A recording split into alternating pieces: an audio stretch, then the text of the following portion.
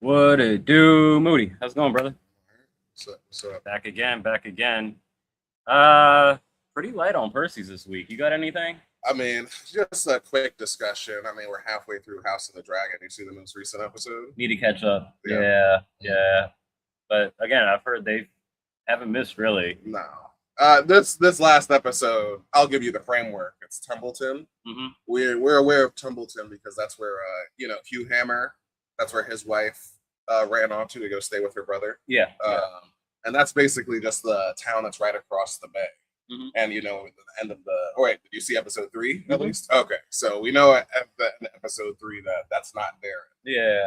And basically in this episode we check in that it's like, oh yeah, when they left, they didn't go back to Highgarden. They went and took over Templeton, which is the town closest across the bay from King's Landing.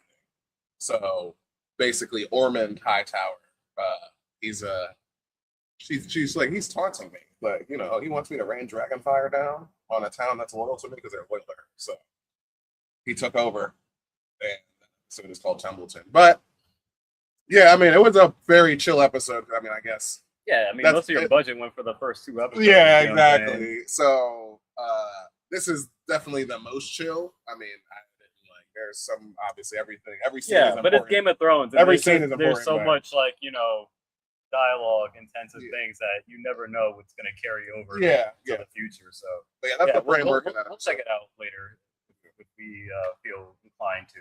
We do have this third place World Cup game going on the side screen here on the tablet. We just turned it on, and at one point when we looked earlier, it was 2-0 England. So when we turned it on, it was 4-0, but immediately when we turned it on, France has been having this amazing comeback. Yeah. Mbappe is currently the leader, passing Messi for most World Cup goals. Messi has a game tomorrow, so we'll see if he's able to reclaim that before he retires, assuming this is his last international play. But England is looking to have the biggest collapse in World Cup history if they end up losing this game. It is 4-3 right now. Don't give up another one. We turned on this game, it was 4-0. And like I said, you were inside warming up some food, but it should be honestly 5-4 right now, France, because France had almost 6-4.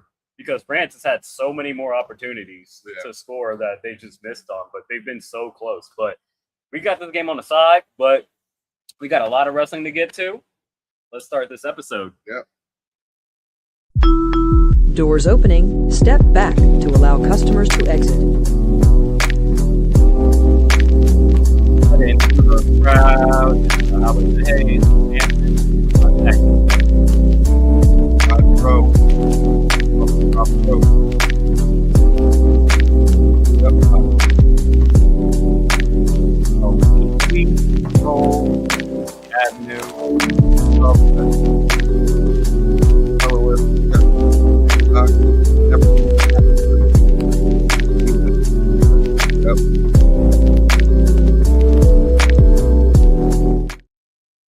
Episode 106 and Park. Shout out to them. Culture. 106 is the Australian 911. Yeah.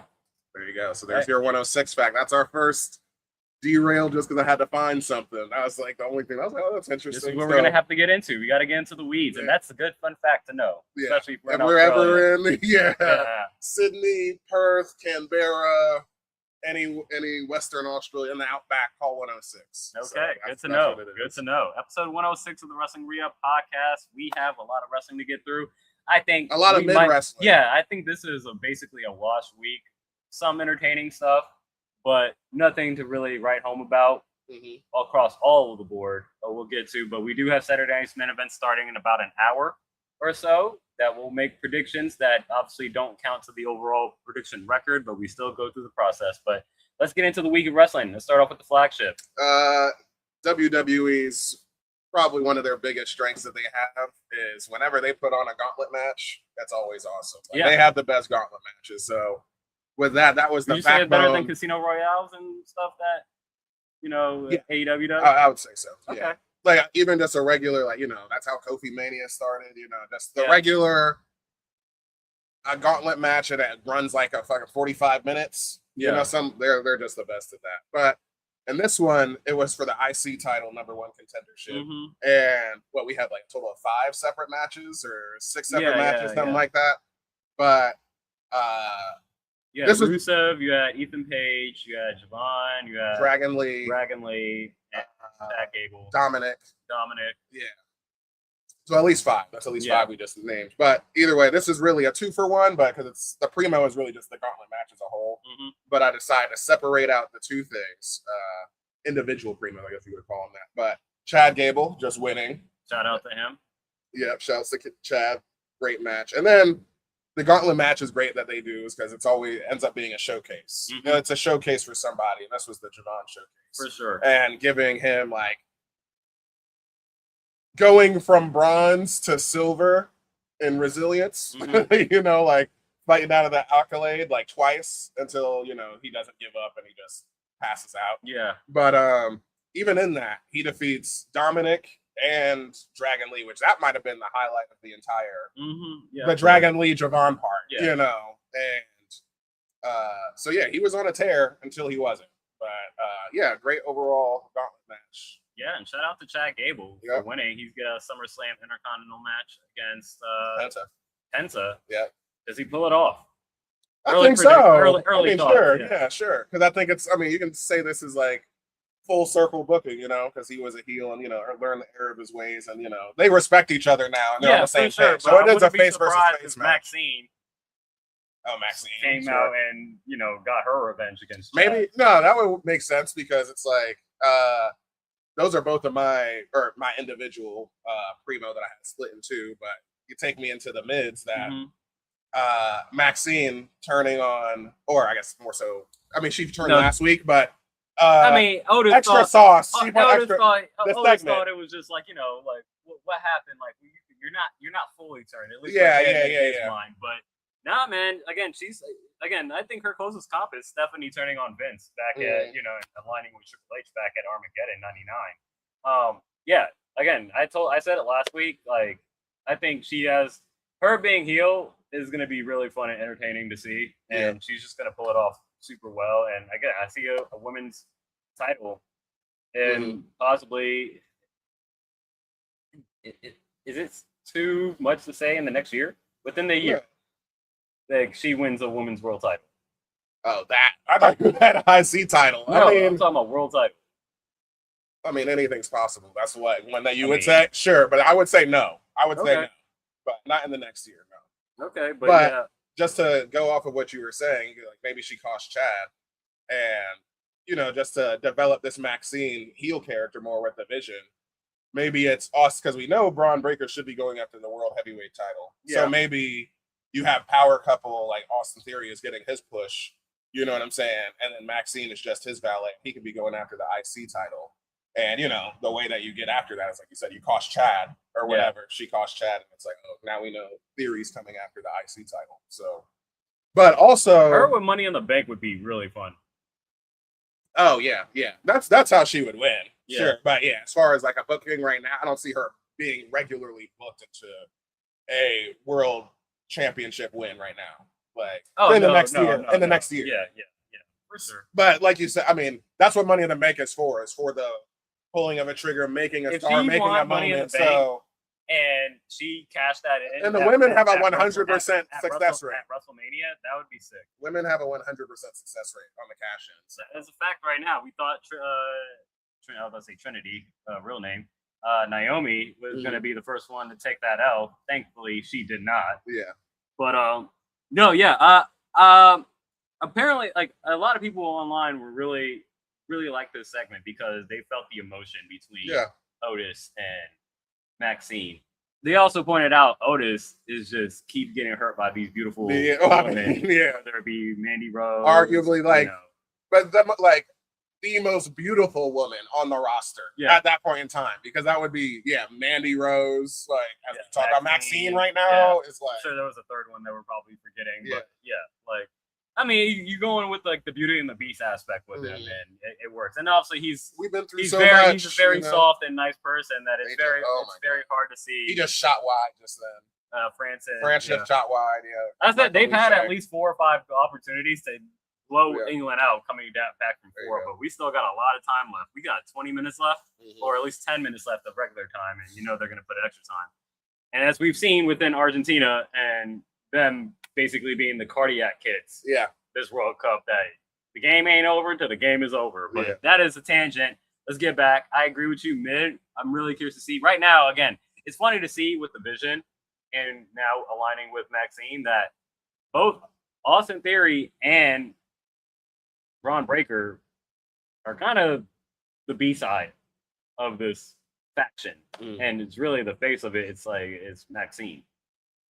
To the point that Paul Heyman has basically removed himself from the vision. I would say I would disagree with. I would say Braun is in the B. So I was like, the fact that Maxine came over rises Theory's stock, because they're the couple. So sure, but so I'm just saying, as far as heat right now, like he's the reason she's there. Like we saw the weeks of manipulation or not manipulation, however you want to put it.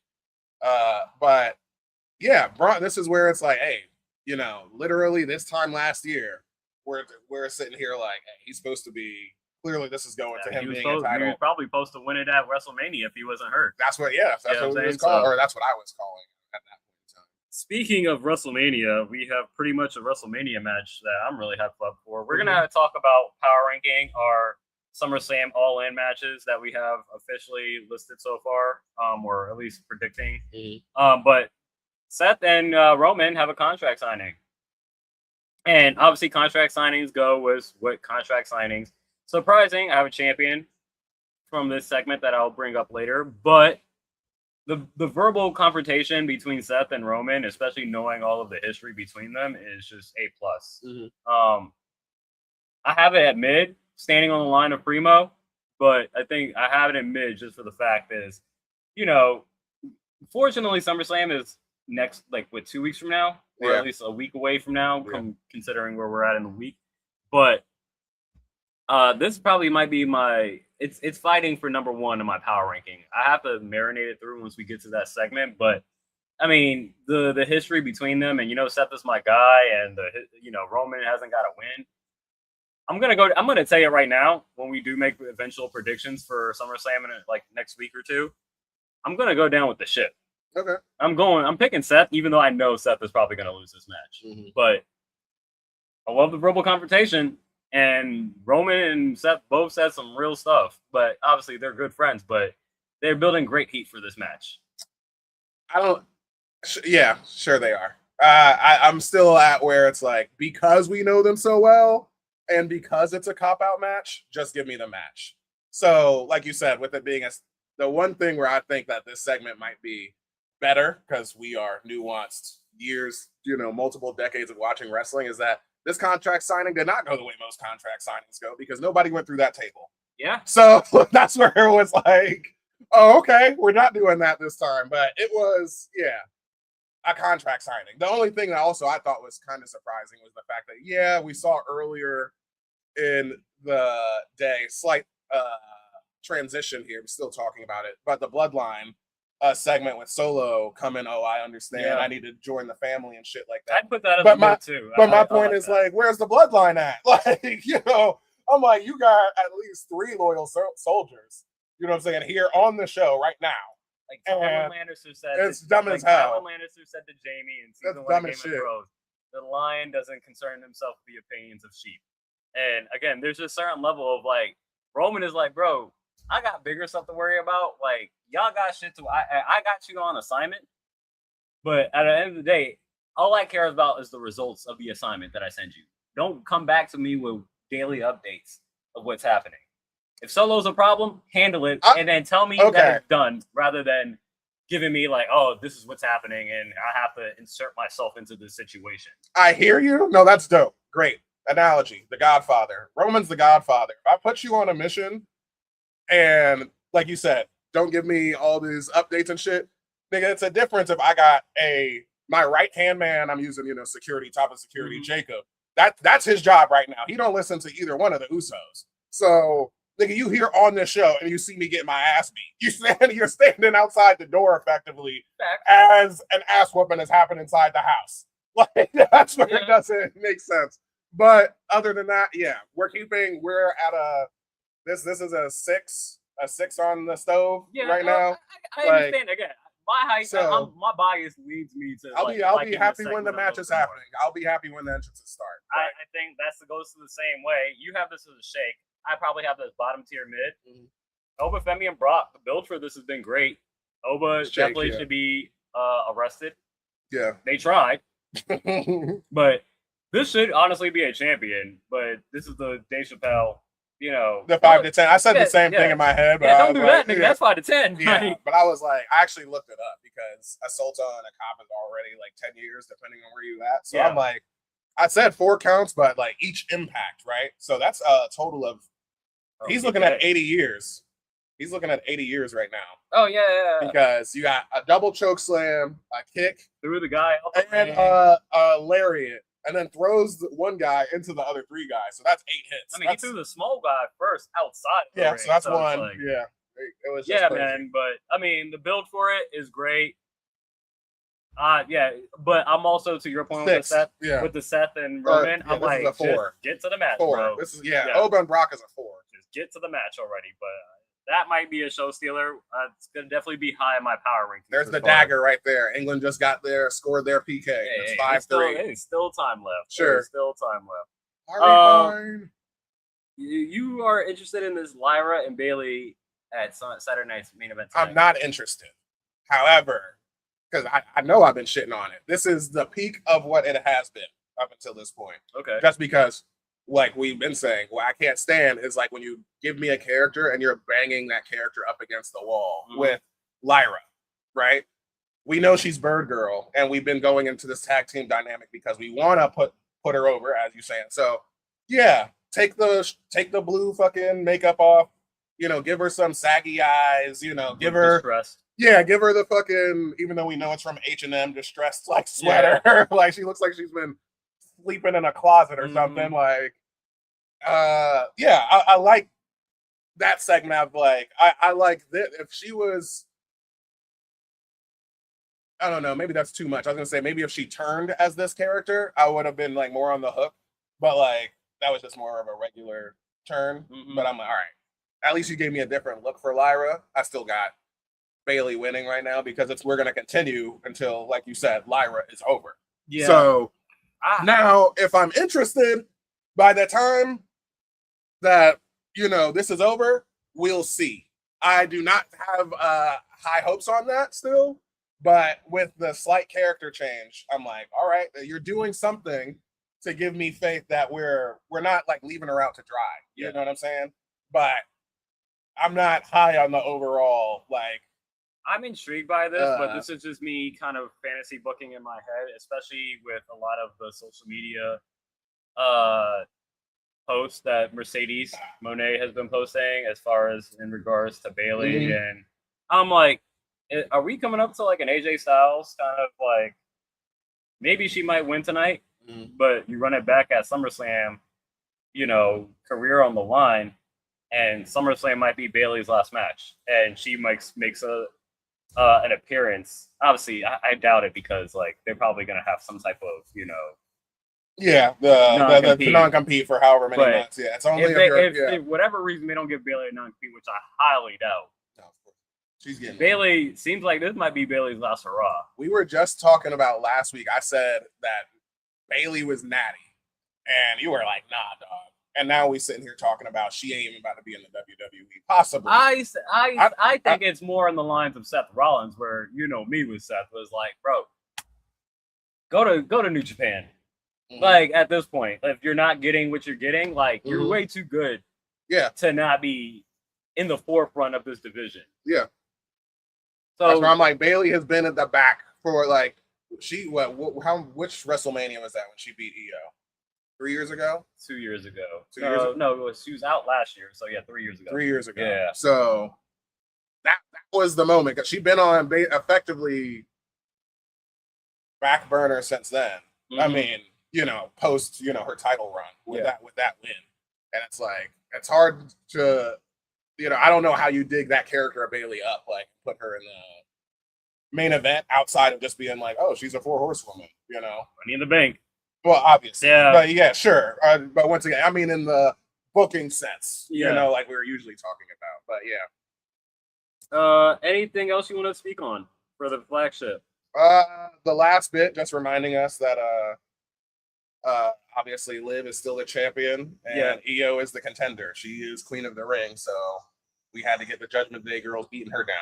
Yeah. You know, after she beat Roxanne. But I would say Raw from the WWE side was the best show for what WWE put out this week. Yeah. Probably it's fighting between Dynamite as far as like top show of the week, but there was more intrigue on Raw than any of the other WWE shows that happened this week. Let's head over next door to the Bodega NXT. Very tame episode. I really didn't care for much out of this. I did enjoy the Lola getting the #1 contender match. Yeah. To face Kendal Grey at next week or whenever they're doing it. She beat Kaylani and Callie Armstrong. Kaylani's sequence at the end was so impressive too. Yeah, and this is why it's in mid, because honestly, I understand apparently, especially if this is what people are predicting, that this is Lola's get back match and then eventually losing it and then getting called up to the main roster. Fine. But at this point, like, I'm like, Kalani needs to, like, the same way we were rooting for Lola, I'm like, Kalani's at that same point where I'm like, Kalani needs to win this goddamn title. No, absolutely. Like, she's way too good. And I think she's evolved her character and has not the best quality. She still has room for improvement on her mic work, but she's definitely improved, especially as a heel character, where I'm like, I was disappointed that Kalani didn't get this match. That's why it's a mid, and that's my bias. But overall, probably the best thing on for NXT I think they had on the show. Yeah, I mean, because the question is like, how much more runway does she have, like, in NXT? You know, like just think, or like, because we're talking about aiming at the main title, and granted, she already has one, so that's. I mean, that's off the table. It's not like she has anything else left to do. Are you talking about Kalani? No, Lola. Lola, yes. Yeah, so she could, I mean, that would be my belief right now, is that it's probably like, she's going to get written off or, called up, But, I don't know, Kaylani, at least she had the TNA title reign in North American. So, because you don't need the top one. Like, there's plenty of, like, the ones that are like, wait, did Bianca ever win it? Bianca won the NXT women's title, right? Think so. That's my point. Is that like I don't think she ever won it either, and she's the biggest fucking star in the company. So you don't check that, but I don't believe she. I don't think she did either. But Becky didn't win it. Yeah, there you go. Okay, yeah, Becky didn't win. We know that for a fact. Until she came back. Yeah. And was doing that, program with Tiffany. We got Tiffany over. So, the women carried it for me this week. Honestly, just to go off of that. Zaria retained in a 4-way. Yeah, and this was initially supposed to be Layla Diggs, but apparently she got hurt over the weekend and she was unable to compete. So we ended up getting this fatal 4-way match. Yeah. Good match. Well, I mean, I guess she needed, like, Natalya just needs to call them the Heart Dungeon or something. Like, she has these girls following her around and she's clearly the mentor. This is a faction without a name. So just might as well just get that out of here. At least give you some type of credibility. Yeah, exactly. Yeah. Like, but I liked Nikita in the match. Obviously, Nikita's been impressing me. She's definitely like stepped up her game. Women's champion. Yeah, especially when she's got called back down. And I think again, I mentioned this a few weeks ago. Like she's got a character. Yeah. Compared to just like before, it was just like she had a lot of personality too. Yeah. Like for sure in ring, that definitely radiates. But yeah, it ends in dominant fashion from Zaria. Yep. So I know we had a run-in spot for there too. It was who was running down? Oh no, it was Natalya and the girls. Oh yeah. Right. Jada Parker came through. And Jada Parker came down to throw hands with Natalya again. We know that's gonna end up going to a street fight. Yeah, obviously, because that's Jada's match. Your boys, Vanity Project, retain against Shawn Legacy and Dorian Van Dukes. Yeah. Man, I like all the guys in here. Yeah. Although I still don't know Vanity Project's names. Outside of Jackson Drake. Yeah, same here. I just like, oh yeah, the two high schoolers and Yeah, because that's exactly what they Jackson's look like. So it's like, yeah. And Jackson's just the tallest. and then Like, Micah Lockwood. yeah. Uh, But yeah, Sean Legacy and DVD, they look great in this yeah, too. that's a This promising was a tag great team match, right there. That's definitely a promising tag team. Mhm. You have this as Shake. This is a Reggie.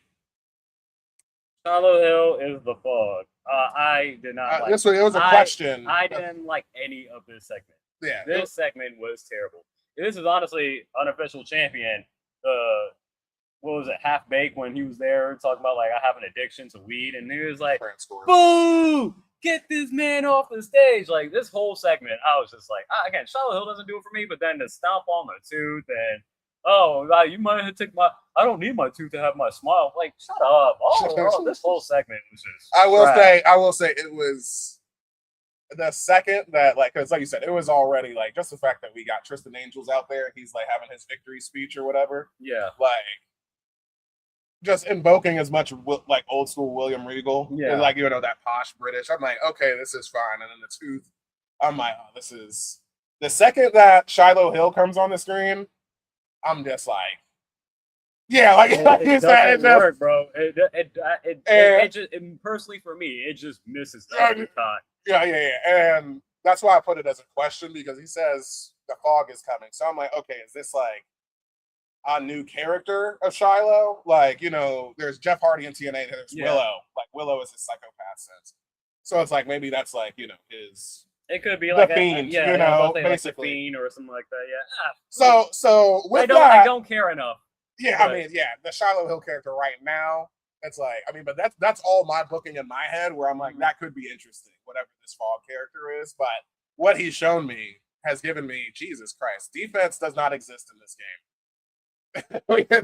They both scored in the 95th minute and 97th minute. Yeah, 6-4. But yeah, that's all I had for this. I just thought it was like, okay, the fog. We'll see what the fog is. Yeah. Reggie. Other shake that I had was Naruku with an obvious win over Tate Wilder. Although, like, they gave this went like longer than it should have. I probably should have put this in mid, just for like the showing Tate Wilder had. But like for the obvious, like, you know, this is just a match in the middle of the week. You know. Yeah, Naruku's gonna make you enter the abyss. We end up getting a Tony D'Angelo coming out afterwards and attacking him. We end up getting first announced a title match that's happening next week between Naruku and Tony D'Angelo. Mm-hmm. Tony was like, "I need something more." They end up brawling at the end of the show in the parking lot as NXT. That's where you typically brawl at, and then we get added stipulation for next week's title match, a street fight. Street fight. Is this Tony D'Angelo's end of his reign, or like it feels like I like it. I like calling them. Yeah, calling it here. Like, let Naruku win. Like, he bit off more than he could chew. Like, he thinks, like, I mean, the street fight would favor Tony D. He would think. So that's why I like it. But I mean, if right now, I'd be like, yeah, put it on Naruku for sure. Whatever. You think Tony D gets called up if he loses, or is he just staying on NXT? I think he's got to marinate a little bit. Yeah, he's gonna marinate more. I don't know what the Tony D character does on Raw right now. Yeah, we'll see. We'll see. But again, I think a lot of this we're just kind of running our course, especially with like Heat Waves, like the end of the month of August or something like that. Mm-hmm. So we got some build to get through. Finally, Saquon looking for partners to take on Dark State. That was one of our backbone storylines of the entire show. Saquon getting the 3-on-1 match, and now he just needs 2 more people. He gets an offer from Ren QCC to join them, even though he's like, that's not going to help you. Would like, if he actually joined that faction, that'd be really fun. He seemed really interested, too. He was like, oh, word? Word? He was like, yeah, she's like, that's not going to help you right now, but if you're looking for friends, you know. But then, ends up getting Noam Dar and Romeo Moreno. Yeah. I had to look him up again. But yeah, he was speaking Spanglish backstage. So then it made me think, I'm like, is Noam Dar bilingual? I'm sure he is. I wouldn't be surprised yet. I mean, he's European. Yeah. So it's just like, if he's got like 2-3 languages in there, I'll be like, yeah, sure. The Saquon is just such a good character, and like his, like, again, kind of like Javon, where it's just like, the way he speaks is just very organic, Yeah. and it doesn't He feel feels like real. Yeah. Yeah. So really enjoyed it. I'm hoping, obviously, I do think he ends up getting the win out of this, but hopefully it catapults him into getting some type of, singles title of some sort in the near future. Anything else you want to talk about from the bodega? No, that's that. Let's head over to Dynamite. And we have Redemption next week, which was announced at the beginning of the month in July. And I was mentioning this pre-pod. This is honestly, I'm sure the show is going to be super entertaining and the match quality is going to be off the hook. This is the most inconsequential pop-up show I think AEW's ever put on. Yeah. Like, I don't care for any of this. This is like I mentioned, this is like when WWE had Fastlane in between WrestleMania and Elimination Chamber. Mm-hmm. And it's like, you can have any of these title matches going on, nothing is going to matter. Yeah. The only one that I have possibly a thought of a title change is Willow knocking off Tekla. Yeah. But we got Kevin Knight challenging out of the blue Kenny Omega, but I'm assuming that's just Kenny just being a fighting champion and taking challenges all come. But Kenny ain't losing that. You're not getting Kevin Knight and Will Ospreay and All In for the World Heavyweight Championship. No. Like, get out of here with that. So, whatever. Yeah. Whatever. But the matches on here were great. Some of them close to Primo, but again, I think predictability and just like Commander versus Fletcher. That's the one Primo that I have. That's the only Primo of the week. That's the only Primo of the whole week. I barely would put it in Primo, but I think it's standing on the line. It's Commander's too fly, man. The great end of match sequence to end that match between Kyle Fletcher and then him putting him eventually in the Brainbuster. Yeah. But that was a great sequence. Andrade versus who was it? Jake Doyle. Jake Doyle. Yeah. That was entertaining as well. And then Darby versus Brian Cage, also entertaining. But I didn't feel any of these matches. I did not really. You don't feel any attachment to any of them. Any of it. Like I said, Commander, great match, Kyle Fletcher. But I'm like, Commander ain't been on. It's like Tate Wilder. You ain't seen you on TV at all. You ain't. And it was a title match. You're not knocking off Kyle Fletcher. Yeah. The most thing we got out of it is we got Takeshita coming out afterwards. Yeah, then you get Okada coming out, and then Okada and Fletcher fighting over the belt. So friction within the Don Callis family always.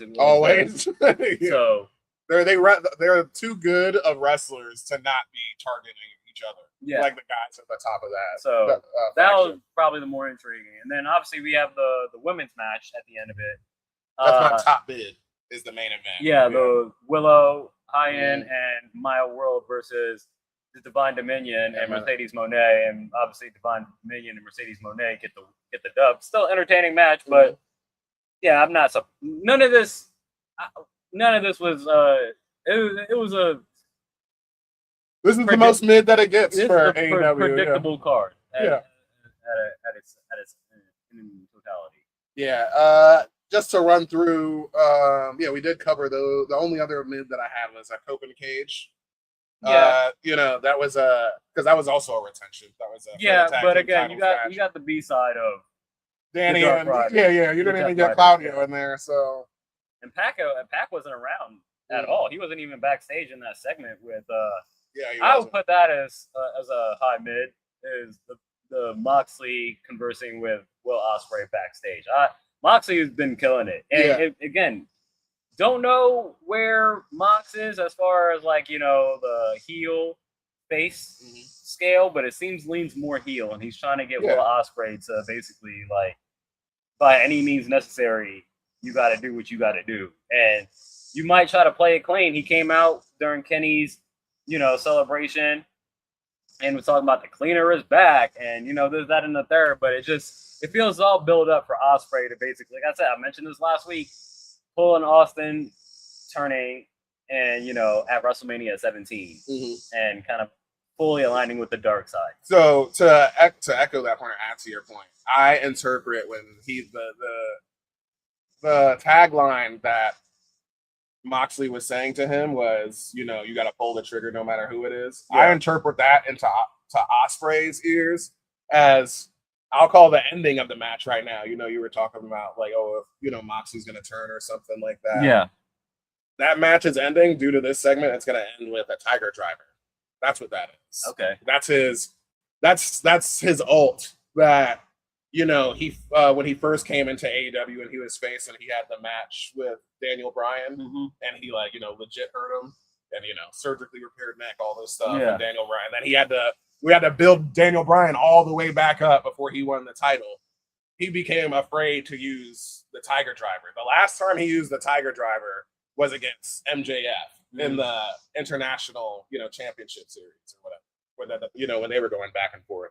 And that's how he ended that, I'm pretty sure. So that's the last time he's done it. But that's his, like, you know, swerves, big pressure, the old that it's like. That's a good call. Yeah, that's how I interpret that. It's like he's gonna use the Tiger Driver on him. It's not gonna be Styles Clash or Stormbreaker or none of that shit. It's gonna be the Tiger Driver. It's gonna be, and that will be, yeah, like you said, the moment he does that, because every time he does the Tiger Driver, he hesitates. And he's always like, should I do it? I don't know. I'm gonna actually hurt him. So now if Moxley's in his ear, he's gonna do that without fucking flinching. And like you said, it's gonna be stone cold, and he'll be like full heel. Yeah, at that point. Kenny's gonna get carted out. Exactly. And now, you know, on a gurney. And now he's dead. Just murder him dead. Then he comes back in with a title at World's End, and then my booking's still alive. Kenny's winning at World's End the world title again. But anything else from Dynamite? Yeah. Last thing is that, I mean, my goat is invoking his, what a lot of people would say his worst his worst version of himself, the New Japan, or the old New Japan version, because, you know, young New Japan was Lionheart, but old New Japan is the Painmaker. So, you know, we're continuing the Tommaso Ciampa and Jericho feud, but now, you know, now he's getting the Painmaker. So do we eventually get a Painmaker versus Rainmaker match? I mean, well, yeah, it's obviously inspired by that, and it's like, why, it's right there. That's where it's like, come on now, like, yeah. But yeah, he's too long in the tooth. Yeah, it can't. I think you're just gonna do that. Will be like, it won't be as bad as Undertaker Goldberg, like that. I just, it's not gonna be as bad as that, but like in the sense they're only gonna damage each other. Yeah, if that match happens. Okay.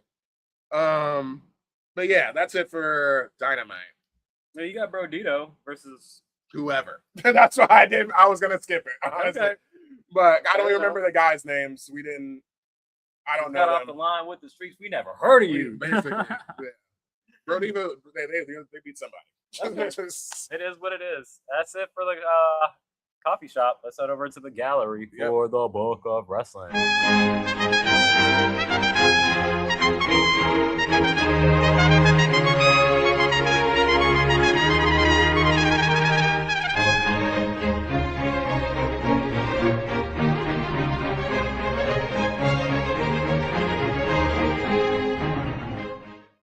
2 items in the gallery today. Which one you want to take? I'm going to go more recent. I'm sure that this was covered before, but the first Money in the Bank pay-per-view. The first ever Money in the Bank pay-per-view, I put September. I meant July 17, 2010. Was held at the Spring Center in Kansas City, Missouri. The event saw 2 Money in the Bank ladder matches held. First time such a match was held outside of WrestleMania. You know, we had to do one for each brand. In the first of the 2 matches, Kane secured the World Heavyweight title shot with a win over Cody Rhodes, Drew McIntyre, Dolph Ziggler, Big Show, Matt Hardy, Christian, and Kofi Kingston. Jesus Christ. Okay. And Kane became the first man to cash in on the same night when he challenged and defeated Rey Mysterio for the title. And moments after Mysterio has successfully defended against Jack Swagger. Yeah, that sucks for Rey Mysterio. And later in the night, The Miz won the WWE Championship match contract, defeating Mark Henry, Randy Orton, Evan Bourne, Ted DiBiase Jr., Jericho, and John Morrison. Those are 2 8-man matches. Jesus Christ. That's insane. Money in the Bank will be in September, I believe. Yeah, they just announced that. I think it's in New Orleans this year. So that's a makeup for losing out on WrestleMania, where it was supposed to originally be. Yeah. July 17th, 1994. Throwback. WCW's Bash at the Beach. WCW's first ever Bash at the Beach pay-per-view took place at Orlando Arena in Orlando, Florida. More importantly, this event marked the in-ring WCW debut of Hulk Hogan in the first ever televised clash between the biggest stars in the WWF history at the point and the biggest star outside of Vince McMahon's organization during the same time period, Ric Flair. Hogan defeated Flair in the main event to win the WCW World Heavyweight Championship with Mr. T and Orlando Magic superstar Shaquille O'Neal in his corner. The event would be set record for the most purchased WCW pay-per-view to that point with 225,000 home purchasing the event. Nice. And then it was all downhill from there, basically. You got what? 2 years later, you had the NWO. So they went all 97 downhill. weeks or whatever. Not all downhill. Yeah. That is it from the gallery. Let's head over to the boutique for the go home show before Saturday night's main event. Once again, the women carried it for me. SmackDown. What did you care for most here? The continuation of Jade and Charlotte, I care for the most on this episode because this was a mistake for me. Yeah. Okay. Yeah. You said that's what I care for the most as far as like keeping it going. Yeah. Because I wasn't sure. I don't think this was a qualifier match. I think it was just a match. Just a random match. So even just hearing Jade versus Nia is already weird because you're like heel dynamic, And Lash wasn't there. Yeah. So just set up for shenanigans from the beginning. But Charlotte causes the DQ. Yeah. Gets Nia pissed off, and Nia ends up taking out Charlotte afterwards. Yeah. And trying to because Charlotte was trying to break her arm like she did to Alexa. Yeah, but she ends up with Jaded on her face. So I like it. That match doesn't need a title, but I'm here for it. Also, next I got Tiffy actually in a qualifier because I guess the biggest point is the Reggie up here, which is Rhea's injury and interim titles being a thing because I don't really understand why we need to have I that. understand like legitimate injuries, but if it was anybody other than Rhea, there is no interim champion. You're just saying Rhea has got to relinquish her title and you're going to crown a new champion in this ladder match. I think that's bullshit that we have to have an interim champion. But I get it. That's one of the faces of your company. She's going to have to get her get back, but I'd rather they just have her relinquish the title rather than crown an interim champion. You're just going to all she has to do is say the same thing that Seth is saying now, which is like, oh, I just need to win back the title I never lost. Yeah. Because you had to give it up. As old of a story or reason as that is, it's still valid. You know what I'm saying? Especially when you're coming from like the top. This is like your number one woman. You know what I'm saying on the roster. So it's like, yeah, of course she could just do that. Just have her relinquish it. But yeah, that's the Reggie for it. Just the fact that we're gonna have to recognize somebody else. We're gonna have two undisputed champions, and then if that's the case, then it's not undisputed. So you're just taking it away. Like literally the emphasis of the title away. But we got our first qualifying match with Tiffany getting the win over JC Jane. Yep. Win about as much as I think it would go. I mean, granted, I think JC should have won this because it's like, Tiffany's not going to double strap it unless they are going to let her double strap it. But yeah, sure. But I'm like, no, not right now. My other mid. This is probably my highest thing on the show. Oh, the War Raiders. Getting the win over Fraxium. Well, you're definitely in the fact that it's the best. Yeah. It's definitely the best match. Yeah. It's definitely the best match of the night for sure. And I put About Time because we ain't seen Fraxium in forever. So it's like, they just remembered. Like, oh shit, yeah, we got these two back here. Like, you got to reestablish that tag team division in SmackDown. I don't even think you're reestablishing it. I think what you're doing is you just dusted them off because what you're doing is keeping the War Raiders warm for this, Damian Priest and R-Truth match. Yeah, that's it's not about Fraxium at all. That's supposed to be, I think, a title unification, winner takes all. Winner take all. Yeah. Yeah. So we'll see how that plays out. And that would make. I think they're Damian and. If I'm saying right now, I'd have Damian and Truth winning it because we just had a whole intro with Damian. Like I said, be watching AAA and shit. He just had a whole intro. And R-Truth is just hilarious. That's the one Latino guy that you could send down there, and then Truth. Everybody loves Truth. Everybody loves Truth. Truth is gonna be. He's gonna be silly doing half Spanish, whatever. Yeah. And that's his retirement tour. They already fired him last year, right? So, And then, the only other thing I had worth mentioning was Blake Monroe. Same thing. I almost put this in Reggie, but I know that this is like, we literally don't have anything for you until after SummerSlam. That's what this will be.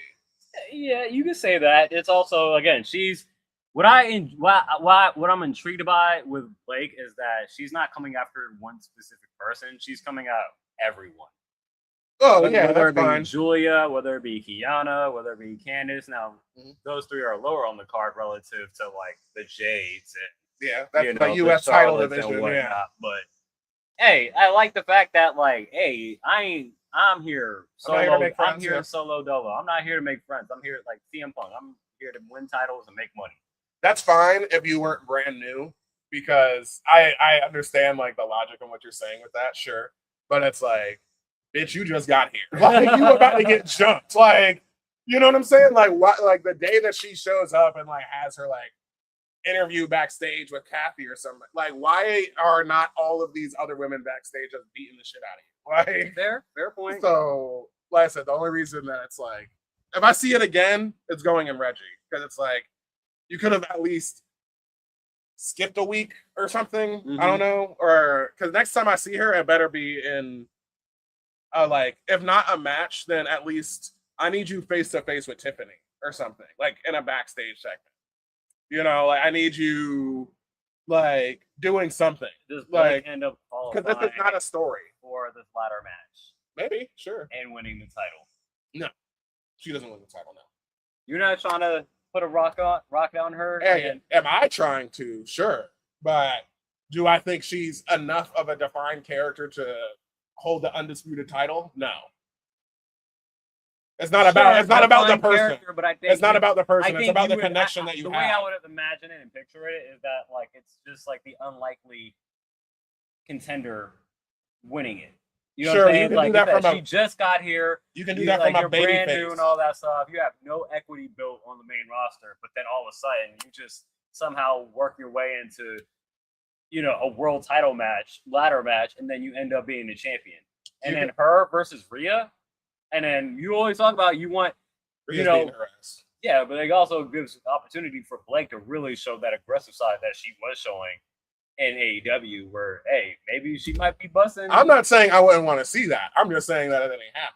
That's all. Because she more likely than not, yes, you're correct. I'm just throwing stuff on a board. Yeah, I mean, if we were more connected with her, or she was like a highly touted, woman that we knew was coming over, like if it was fucking, Mercedes coming back or something. Yeah. I mean, granted, you can't use her because she was Sasha Banks before, but like.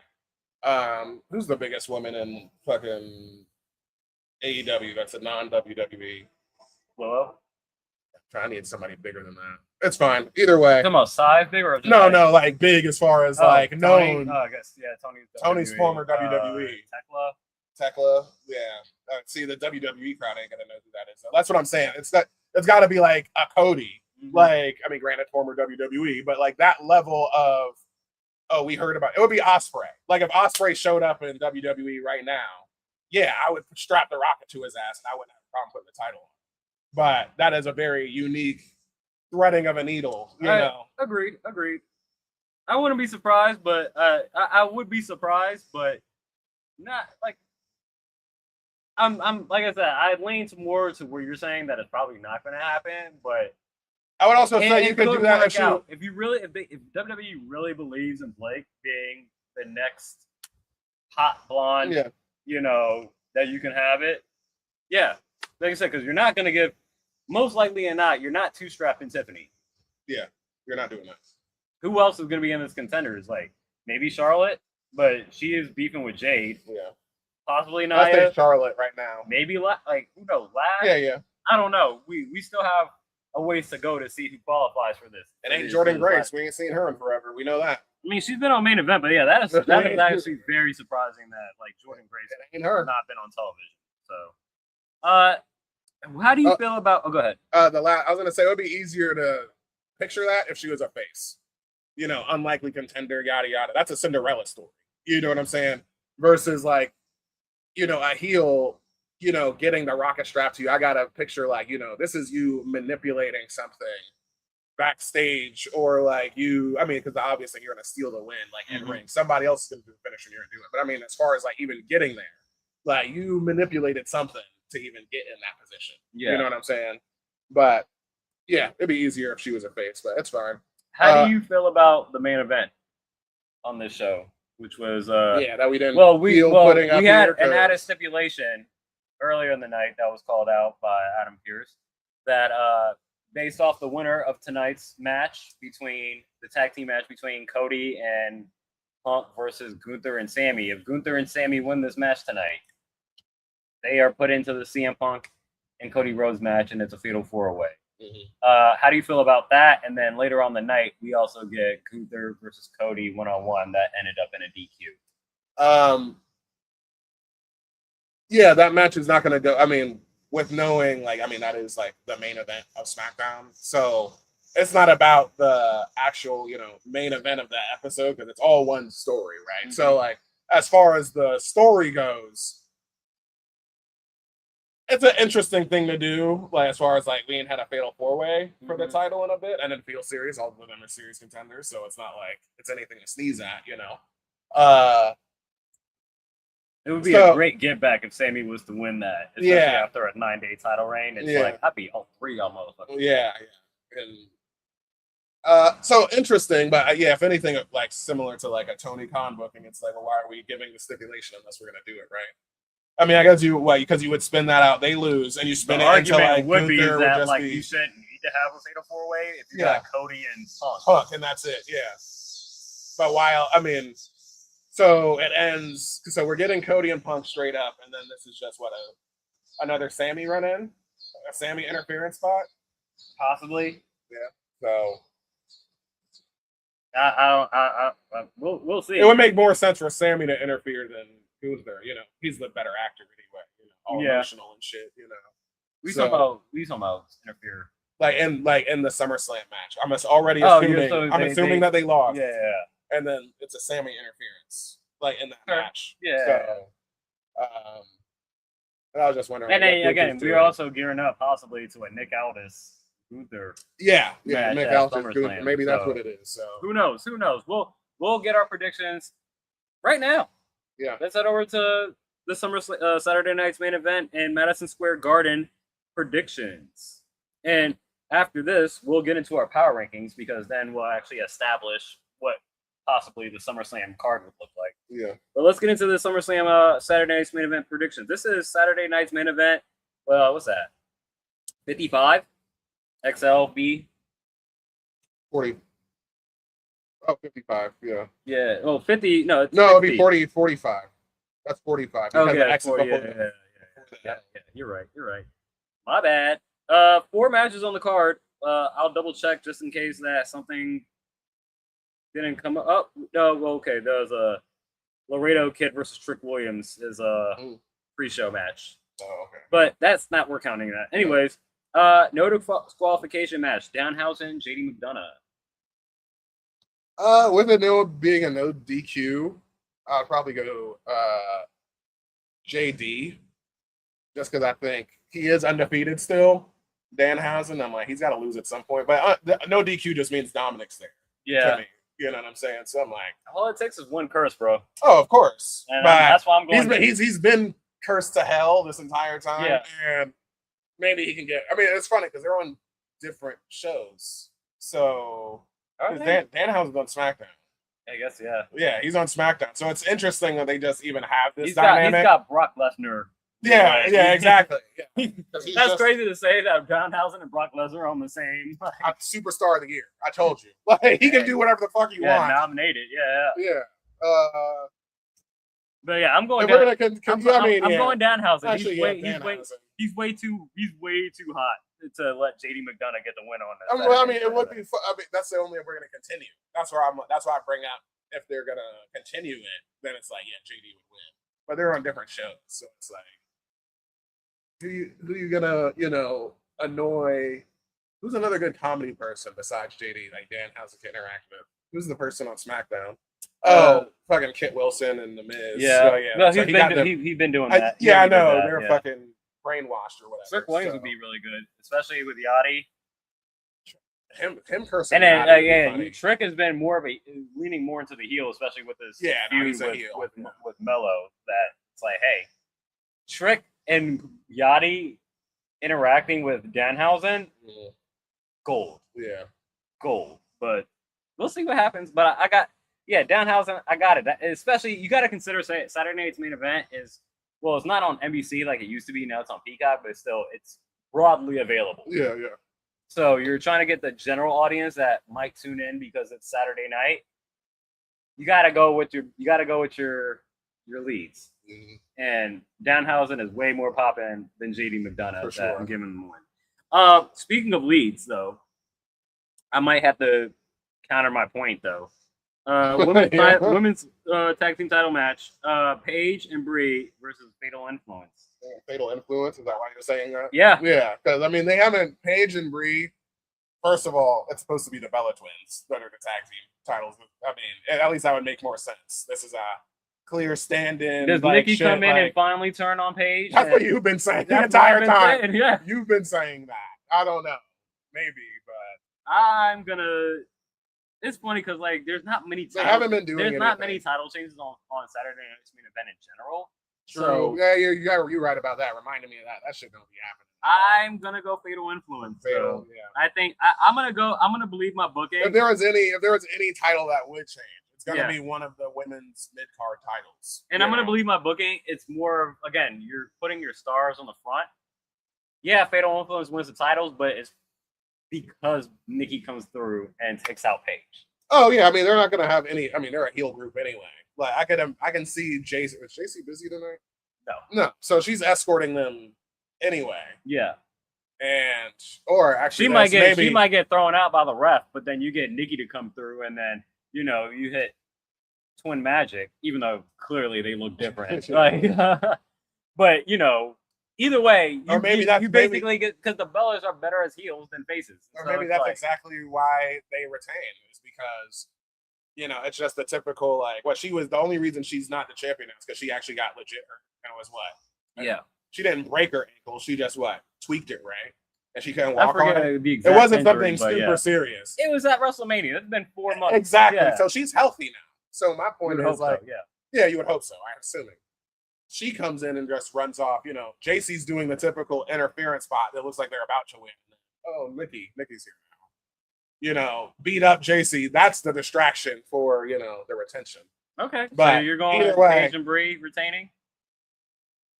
I don't like Paige and Bree as champions. With all the context I gave you and saying there's not many title changes, and it's Saturday night's main event, you're reaching a general broad audience that typically doesn't tune into wrestling. Again, the points don't matter for this one. This is whose line is it anyway? But again, I'm gonna believe my booking that I think there's a heel turn coming from Nikki and Bree on Paige. Yeah. Bailey, Lyra. Oh, but so who you got? I put Fatal Influence in there. Oh, okay. Bailey, Lyra. This is continuing because we're getting Lyra over, right? So again, I'm gonna say Bailey gets the win, but they run it back. They're running it back at SummerSlam, and I think SummerSlam might be Bailey's last hurrah. Mm-hmm. CM Punk and Cody versus Gunther and Sammy. So you teased that when we were talking about SmackDown that possibly Gunther and Sammy end up losing this match. How strong do you feel about that to make that your prediction, or do you think you get a fatal 4-way? No, I think a fatal 4-way is stupid because like you said, I mean that's overcooked. I mean you can do that if you would want to, but it's like why? I think that's just the perfect word for it. Overcooked, overseasoned. You already got a magnificent dish. Don't put extra sauce on it. Yeah. Granted, it's like it's all right. Here we go. You've had a mango lemonade, just a perfect balance. You got mango, you got lemonade, refreshing, yada yada. But now they put dragon fruit juice in there. Now dragon fruit lemonade is good individually, and they also put grenadine. Yeah. In there. And it's like, I could drink this and it'll be fine. Or I could just have my original thing that I wanted. You know what I'm saying? Yeah. And that's just the correct booking of Also, this is WWE saying "fuck you" to AEW in a sense, where you can be like, "Oh, these are your two biggest guys you ever had. How about come look at this? Huh. You got them from us. We did it better because they never had that match in AEW." Fair enough. I'm not going to overthink this. Again, being Saturday Night's main event, I think you want your top guys on the company to go over. Cody and Punk. I'm going to keep it simple. Keep it simple, stupid, as they like to say. And we are 100% agreeable on this card. Good thing that there are no I don't like Paige and Brie as champions. The sooner that it's off of them, the better. Paige is supposed to be a solo star anyway on SmackDown. So, or Raw. It doesn't matter to me. I'm saying she ain't supposed to be holding this title. She's just doing maybe them a favor. If she is on SmackDown, maybe she might be put in the ladder match. That works. That works for me. And now we got Paige can hold the title. There you go. There's the booking. Drop these titles and get her back to where she need to be at, which is around the big title. Yeah. You know what I'm saying? Like, you believed in her 13 years ago, Triple H. You made her the youngest fucking champion of all time. So, come on.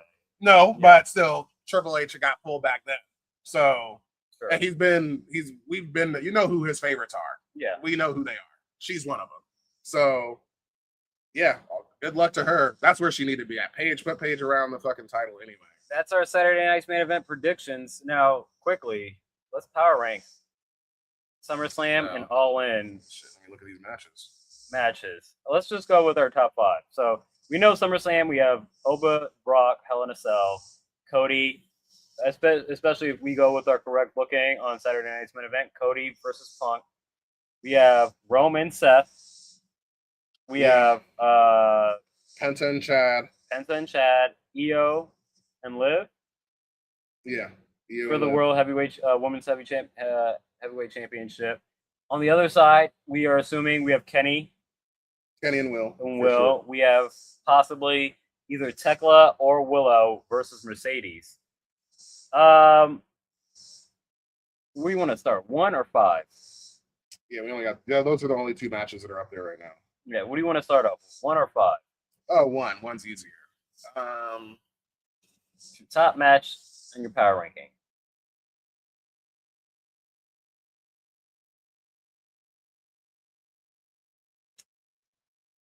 Honestly, 1, 2, and 3 are really a toss-up.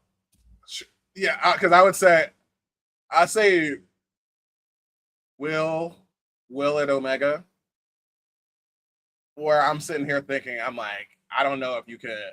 If Seth and Roman, if Seth can pull off the CM Punk, like that drama that they had at WrestleMania, it'll be number 1. But it depends on how that match. But anticipation, I'd probably say Will. Not that there's gonna be an ending to that Will and fucking Kenny match, whether it's Death Riders, whether it's he turns or something, like that's gonna happen.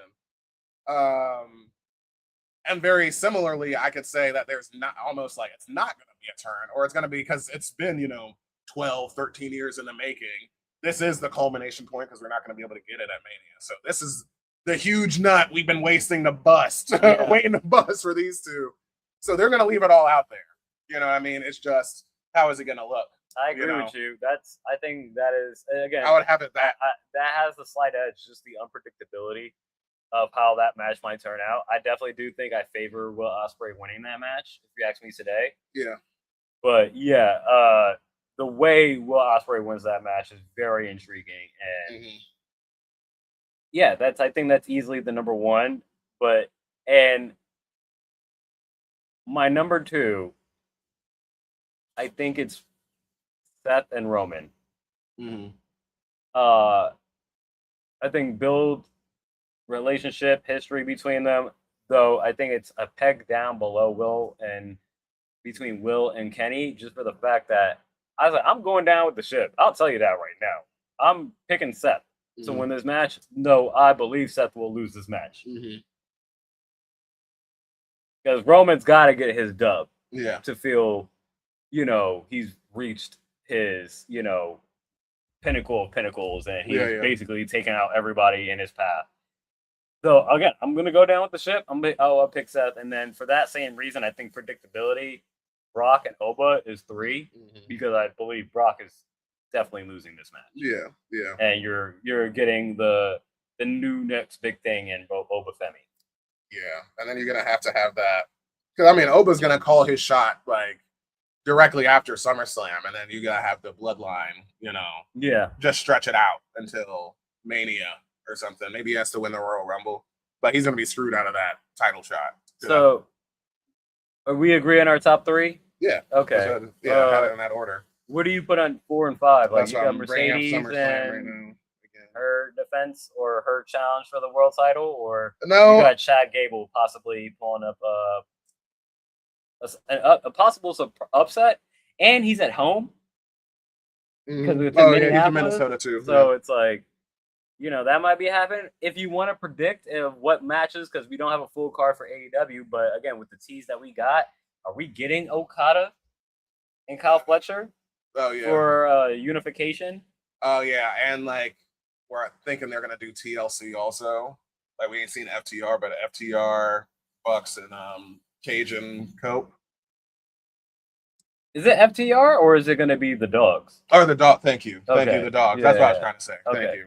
But yeah, because they've been beating their ass too. That confused me too, because also you might even the Death Riders, because you also have the Death Riders Bang Gang came in as well. They came in to help. I was in the Death Riders came in to beat them down too. Yeah. So I was just like, oh yeah, so you might even be 4-way. But so that's a possibility. Those tag team titles are going to be on the line for sure. Yeah. Moxley, I don't know where he's defending his Continental, but I'd say Swerve needs to be the next Continental champion. That has, Continental title has some That's great a possibility. We haven't seen much of anything as far as them interacting since losing to Osprey. Yeah. So, no, he beat Bandito. Oh, that was afterwards. Yeah, because remember they had the whole. No, that was the final. That was the final for the Owen, right? Oh, maybe maybe that was the last time. Because he beat him before. He beat Bandito before. Yeah, you're right. But yeah, I probably have either Chad or like this women's 5-way. Honestly, like that women's 5-way is that gonna ladder be match is gonna be because right now well. it's Tiffany. Oh, that was a qualifier. So it's Tiffany, Jade, and Charlotte right now. Okay. Charlotte qualified? Yeah, that's what I said. Tiffany, Jade, and Charlotte is in there right now. Okay. I mean, I would have Charlotte. I mean, it's SummerSlam. You're going. I would have Charlotte probably win that. Possibly Paige if Paige somehow ends up qualifying for that match. Yeah. Yeah. I would say I'll put Paige in there. Honestly, like I think the intrigue can Mercedes pull it off. This would be your best. Whether it's Tekla or Willow, like they ain't Tony.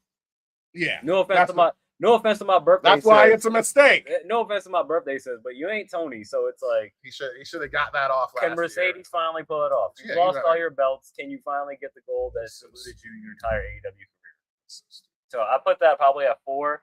I would put the intrigue of the women's ladder match, even though we don't know all the participants, at 5. And then outside looking in, I'd put Chad possibly dethroning Penta.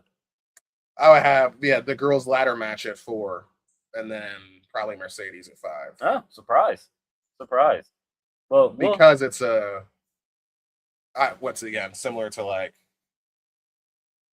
I was gonna say Okada, fucking Oba and Brock. Yeah, where it's like, oh yeah, can she do it, nigga? She better. Like, hopefully, yeah. It's just like, what are we gonna do? Book her 3 times in a row to win the Owen? Like, maybe Athena costs her the title. Yeah. We'll reevaluate this when we get a more defined card, especially from SummerSlam's in 2 weeks. So hopefully before we do SummerSlam, we might have a little bit more of a defined card. TNT title, Speedball will probably take it off of Kevin Knight. I'm just saying, just because they're former fucking partners. Outside looking in. Sure, I'm just throwing out more matches. Yeah.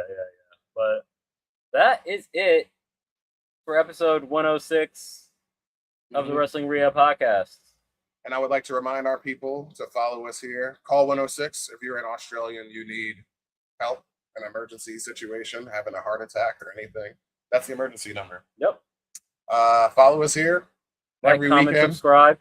Yep, we will be here going live at the Wrestling Rehab, and give us an email at thewrestlingrehab@gmail.com. We'll see you at 107. Peace.